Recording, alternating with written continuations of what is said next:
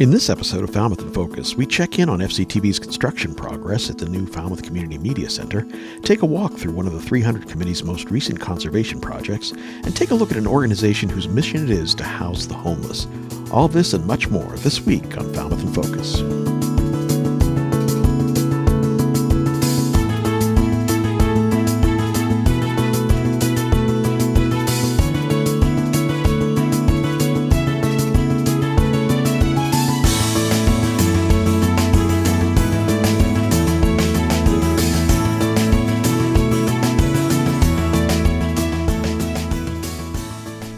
Hello and welcome to Falmouth in Focus, FCTV's current affairs program. I'm your host, Michael Kasparian. We start off this week by talking to Bob Davis, the general manager of the Steamship Authority, about the findings from last year's comprehensive review.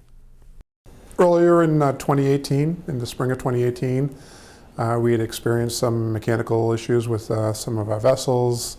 We also had issues in terms of our public communications and the like in our board.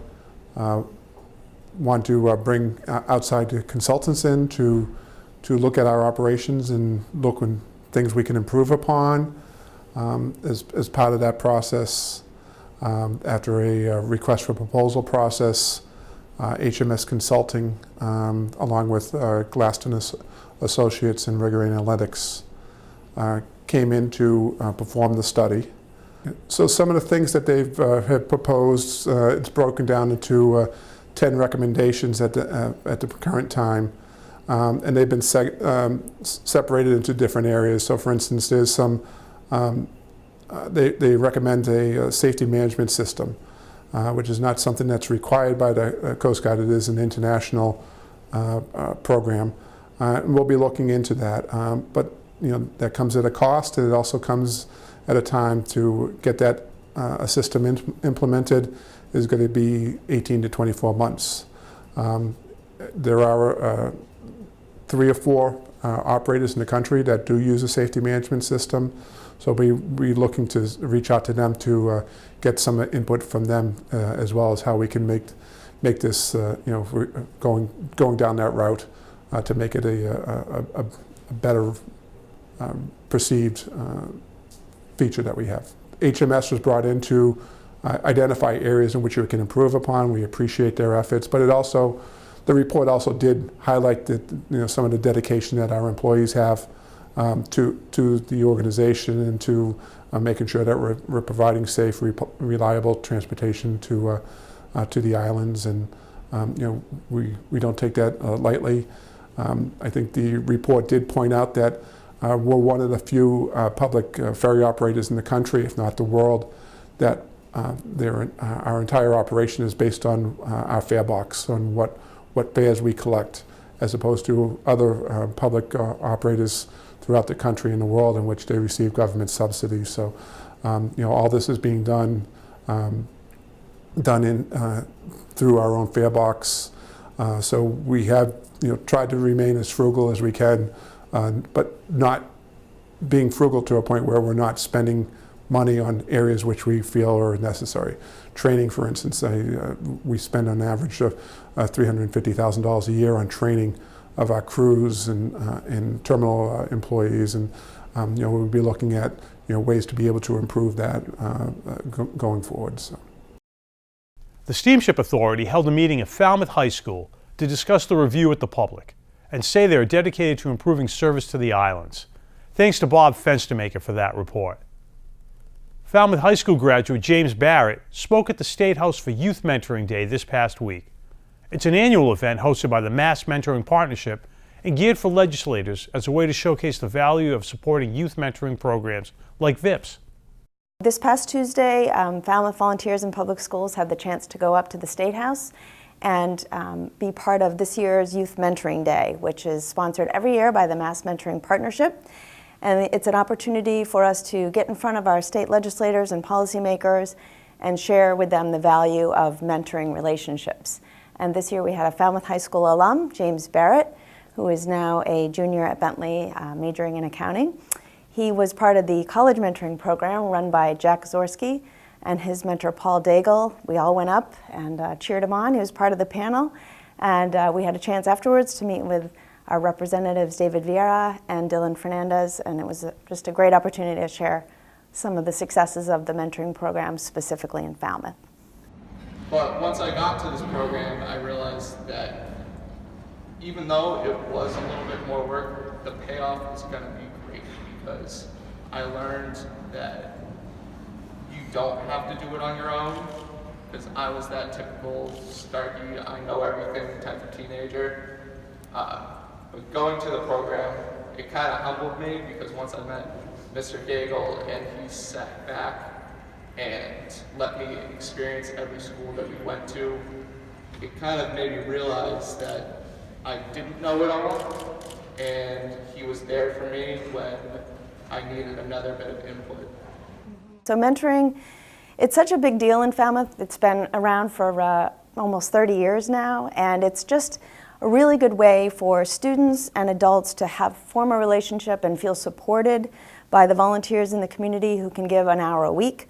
In particular, the college mentoring program is really changing lives, because that's opening up an opportunity for students to go to college, get a four-year degree when they may not otherwise have had that opportunity. So we're always looking for volunteer mentors for that program. But in general, volunteers in Falmouth can always be put to good use, whether they have an hour a week or an hour a year or anything in between. We can find great ways to have them be part of the schools in a meaningful way.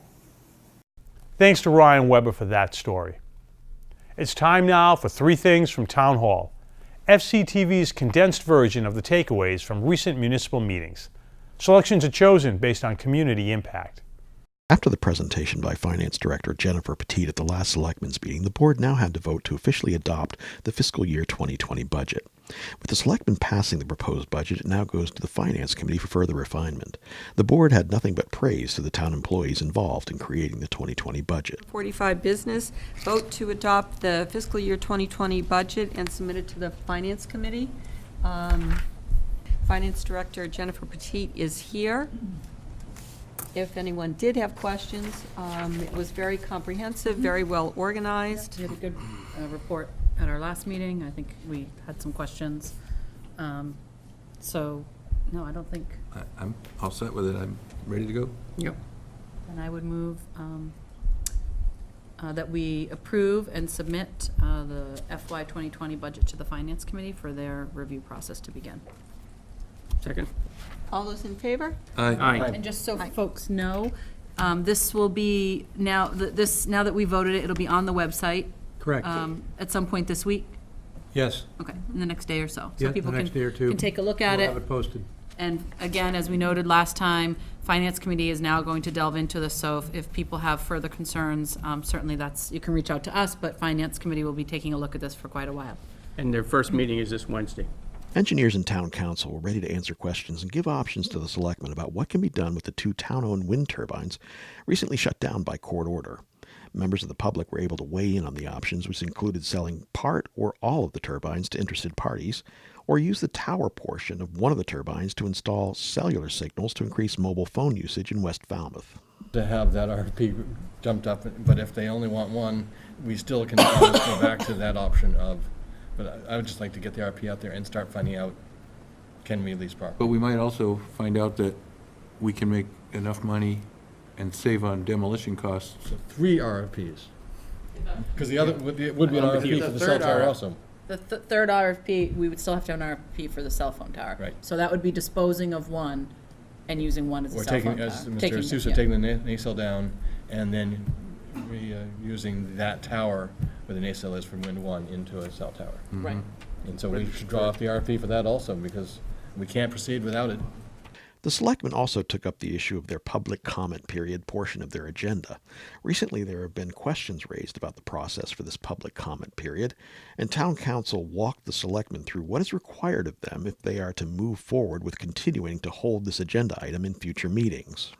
Does that fall into Well, the line of yes, it basically does. demeaning people? You have a situation where there's a case, it's quite old, but I think it's Sullivan versus New York Times or something from the 1960s, where a comment made about a public official who are treated differently by the courts in terms of freedom of speech. A comment made about a public official is protected unless it's made with actual malice. So if somebody has an opinion that you're not doing your job and they say so in crude language, that's a protected form of speech.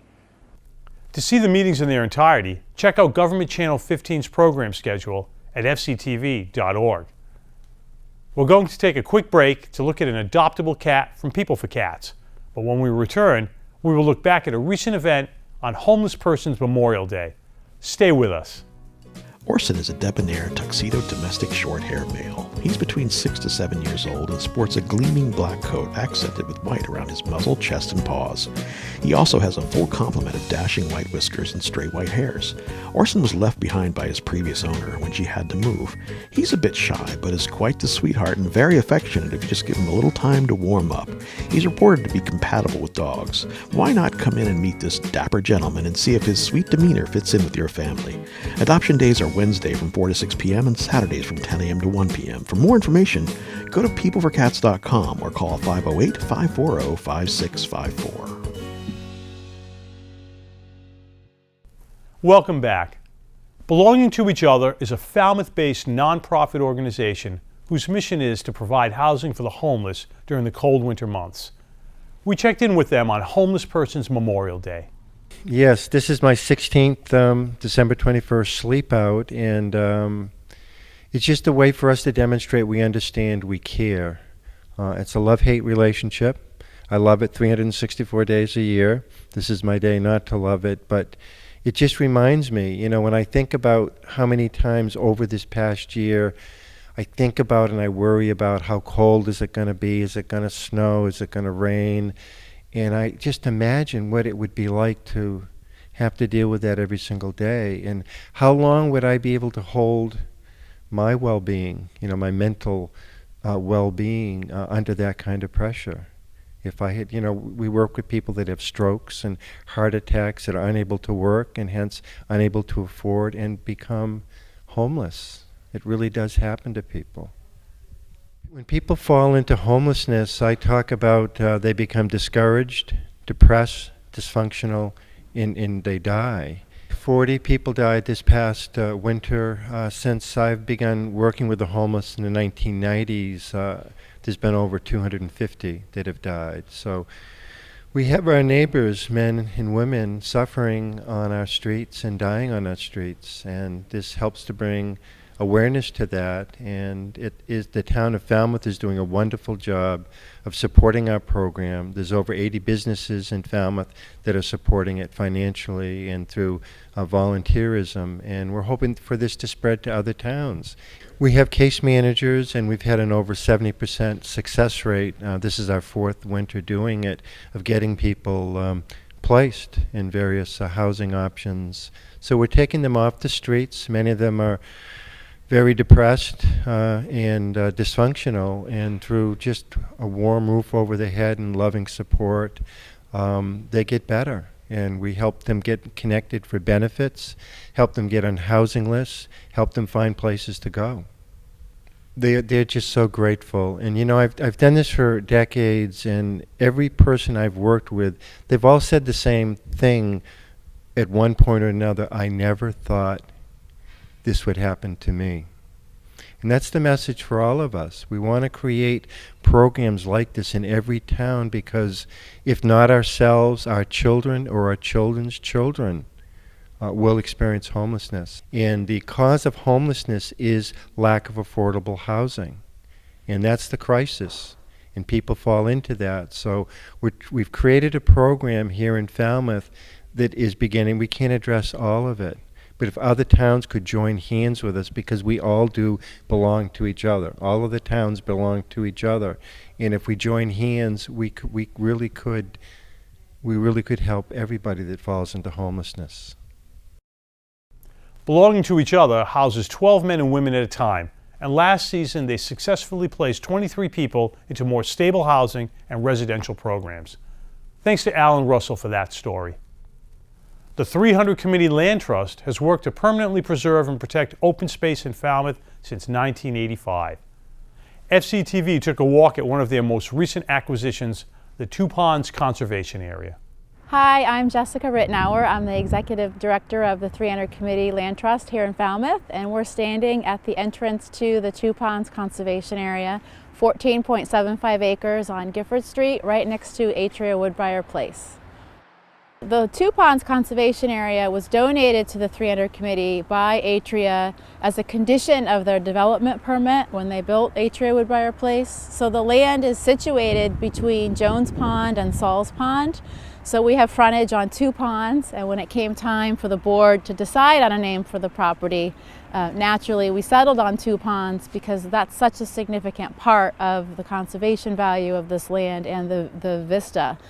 So this property was the Woodbriar Golf Course. It was a 9-hole golf course, and at this point in time, 2019, you would not recognize that this was a golf course. Even in 2014, when the 300 Committee accepted this gift of land, you could see some remnants of the tee boxes, but so much has revegetated. There's an existing path that's about 400 feet long. It is handicap accessible, but one of our goals here is to get people out here to experience this land and really just take a moment to appreciate the beauty that we have here. Hello, I'm Alden Thomas. I am a Boy Scout from Troop 40. I am standing on the bog bridges that I made this past weekend for my Eagle Scout project.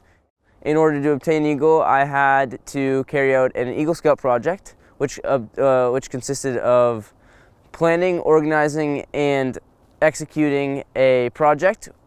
The bog bridges help to prevent erosion, and they also allow for people to enjoy the trail and beautiful scenes throughout all weathers, even when there's a few inches of extra rain from the past few weeks. The bog bridges cover over 100 feet of trail. They were put together by volunteers and scouts. We had over 30 participants help volunteer and over 100 hours of volunteer work. Overall, we made 13 bog bridges. Each was 8 feet long, and the wood for the bog bridges was partially donated by Wood Lumber. They're created with rough cut pine on the top and pressure treated 6x6 for the footings. At certain time of the year, the water level is too high, so without these boards you would not be able to walk across and walk through the whole loop.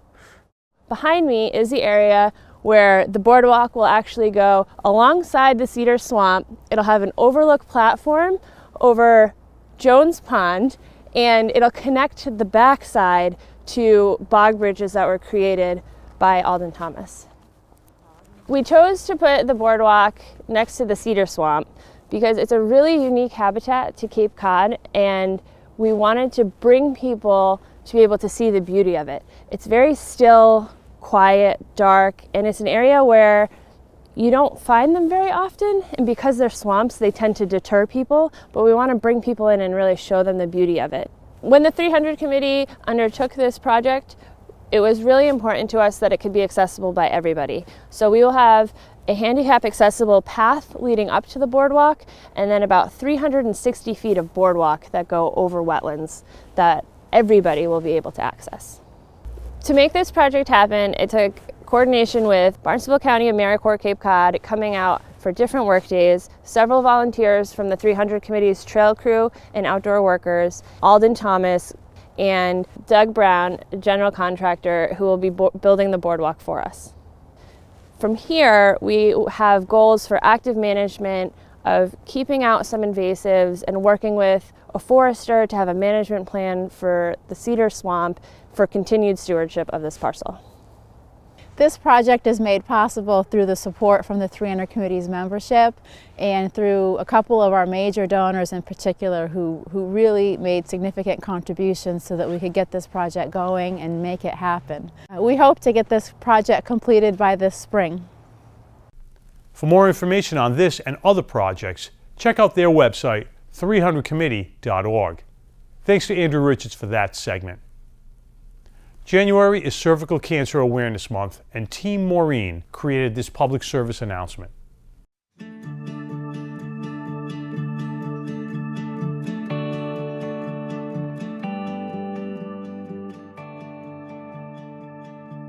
When we were little, my big sister Maureen wasn't allowed to go on sleepovers because I couldn't go. She used to be angry and say, "I'm home, but I'm not going to talk to you." I would just think, well, that's fine, you're home, that's all that matters. Maureen loved whoopie pies and making s'mores with her kids, and fudgicles. Clue was her favorite game. She not only knew the cards in the secret envelope, but also everyone's cards. I don't know how she did it, but if it was an Olympic sport, she'd have the gold. Look at all these awful pictures. Our hairstyle, sweaters, our faux fur, just ridiculous. We thought we were so cool back then. What were we thinking? On Tuesday, we'd call each other and watch American Idol together and laugh hysterically at the auditions. Today, no matter what the news, how big or small, she's the first person I want to call. I still find myself reaching for the phone to call her. The silly, sad, funny, heartbreaking, mundane details that make a life. In the way she was the glue that held our family together.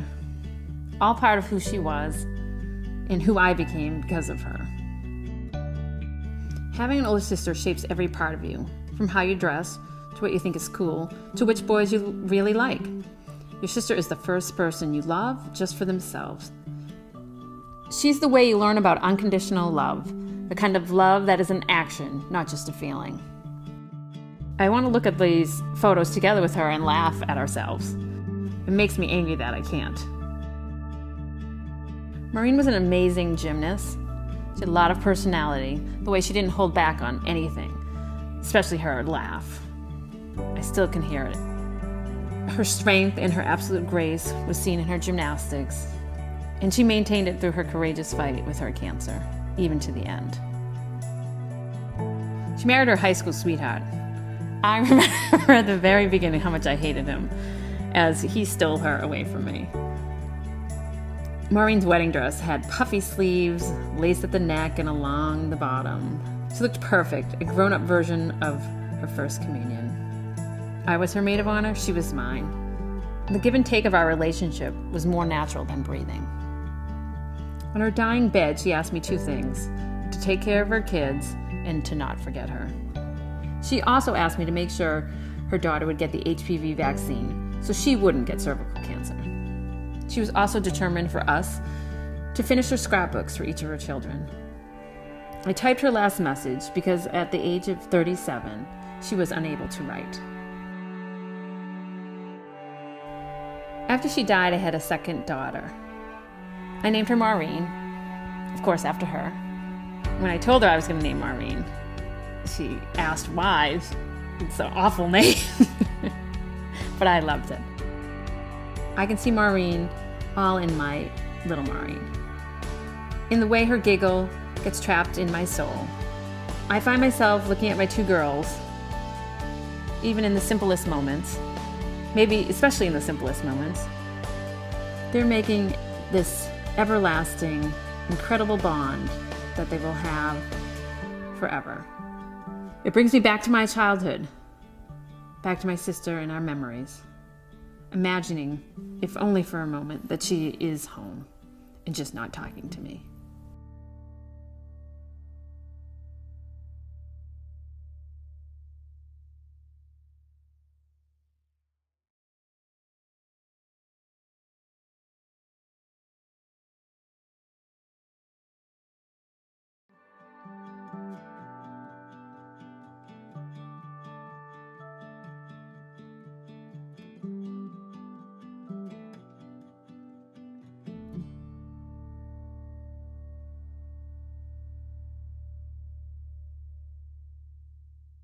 Welcome back. The exciting new Falmouth Community Media Center project is underway on Dillingham Avenue at FCTV and will provide Falmouth with the state-of-the-art resource it needs, with increased capacity for training, community production, youth programs, senior programs, job training, community events and meetings, and more. Here's a look inside.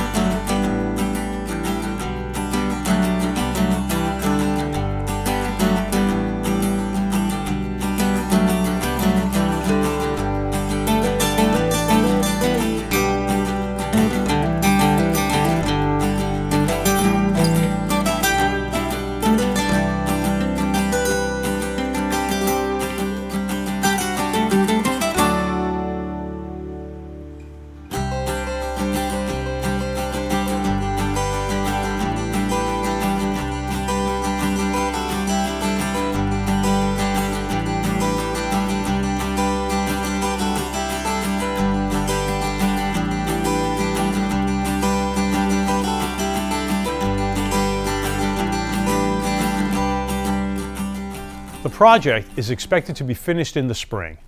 If you'd like to learn more about it and find out how you can support the effort, visit fctv.org or FCTV's page on Facebook. FCTV wants you to know that television can be as easy as hitting record on your smartphone. We'd like to invite all Falmouth residents and visitors to share their slice of life with us. Email us your photos and videos or upload them to Facebook, Twitter, or Instagram using the hashtag MyFalmouth or Falmouth in Focus to be featured on the show. Thank you to our most recent contributors. We leave you now with the sights and sounds of a Learn to Skate class at the Falmouth Ice Arena. Thank you for watching Falmouth in Focus. We'll see you next time.